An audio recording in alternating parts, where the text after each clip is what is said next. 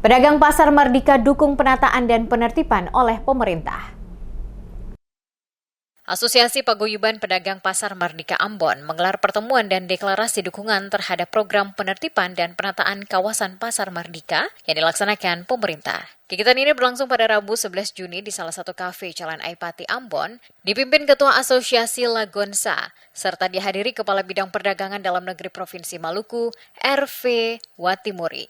Dalam pernyataannya, Lagonsa mengajak seluruh pedagang, khususnya yang tergabung dalam asosiasi, untuk mendukung penuh kebijakan pemerintah pasca penertiban pasar pada 28 April 2025, yang menegaskan bahwa penataan tersebut bertujuan menciptakan lingkungan pasar yang lebih tertib, bersih, dan nyaman bagi semua pihak. Lagonsa menghimbau kepada para pedagang untuk tidak terprovokasi oleh oknum yang menyebarkan informasi bohong yang dapat mengganggu kelancaran program pemerintah. Ia juga meminta pemerintah menyediakan solusi terbaik bagi pedagang yang kehilangan tempat berjualan agar mereka dapat menempati gedung baru Pasar Mardika tanpa kendala, sehingga tetap dapat menjalankan usaha demi keberlangsungan ekonomi keluarga. Saya Lagonsa Ahmad, Ketua Paguyuban Terminal A1A2 Mardika, mendukung program pemerintah, provinsi dan kota Ambon, serta mendukung Kantipmas. Iya, mari wujudkan kota Ambon bersih dan aman.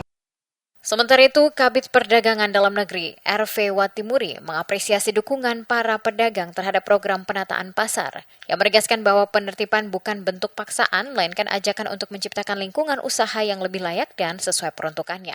Disebutkan penataan ini juga merupakan bentuk edukasi kepada masyarakat agar memanfaatkan fasilitas umum secara tertib dan adil, tanpa merugikan kepentingan orang lain.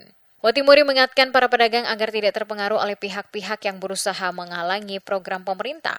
Ia juga mendorong masyarakat untuk bersama-sama meminimalkan praktik pungli dengan tidak berjualan di area terlarang. Pertemuan ini dinilai sebagai langkah konstruktif dalam mendukung upaya pemerintah menjadikan kota Ambon lebih bersih, indah, dan nyaman, serta menciptakan suasana pasar yang kondusif bagi pertumbuhan ekonomi masyarakat.